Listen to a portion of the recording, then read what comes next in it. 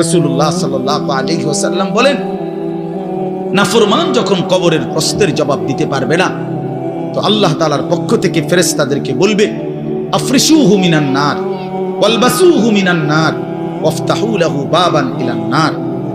আমার বান্দার কবরের মধ্যে জাহান্নামের বিছানা বিছিয়ে দাও, জাহান্নামের পোশাক পরিয়ে দাও, জাহান্নাম বরাবর দরজা খুলে দাও। ফেরেশতারা এই তিনটা কাজ করে এই ফেরেশতারা সরে যাবে। আল্লাহর নবী সাল্লাল্লাহু আলাইহি সাল্লাম বলেন, কবর তখন তাকে একটা চাপ দিবে। এই চাপে এই ব্যক্তি ডান পাশের মাটি বাম দিকে, বাম দিকের মাটি ডান দিকে, এইভাবে আইসা চাপ মারবে। আল্লাহ রাসূল বলে, ডান পাশের হাড্ডি পাঁজরের এই সাটনার হাড্ডি ভাঙ্গা বাম দিকে ঢুকে যাবে, বাম দিকের গুলো ডান দিকে। উদাহরণ দিয়ে বুঝাইছে নবী, হাত্তা তাখতালিফা আদলাহু, এভাবে দুই আঙ্গুল যেমন একটা আরেকটার মধ্যে ঢুকে যায়, হাড্ডি পাঁজরের গুলো এইভাবে একটা আরেকটার সাথে ঢুকে যায়। আল্লাহর নবী সাল্লাল্লাহু আলাইহি সাল্লাম বলেন, ওয়া ইউকাইয়াদু লাহু মালাকুন আবকামু ওয়া আসাম্মু ওয়া আ'মা। তার কবরে এরপরে নাফরমানের কবরে একজন ফেরেশতা পাঠানো হবে। এই ফেরেশতা তিনটা গুণ, এই ফেরেশতা বোবা, এই ফেরেশতা বধির, এই ফেরেশতা অন্ধ। সে কথাও বলতে জানে না, কানেও শোনে না, চোখেও দেখে না।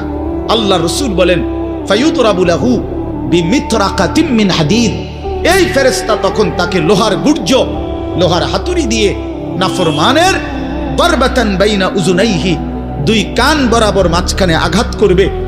এক একটা আঘাতে ফায়াসিহু সাইহাতান, নাফরমান এভাবে চিৎকার করবে, ইয়াসমাউহা মান ইয়ালিহি ইল্লা সাকালাইন, মানুষ এবং জিন ব্যতীত আল্লাহর কসম গোটা সৃষ্টি এই নাফরমানের আওয়াজ শুনতে পাবে, চিৎকার শুনতে।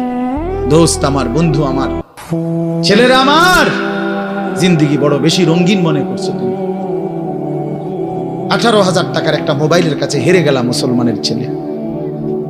মাত্র 20,000 টাকা দামের একটা মোবাইলের কাছে এত সুন্দর জীবন শেষ করে দিল।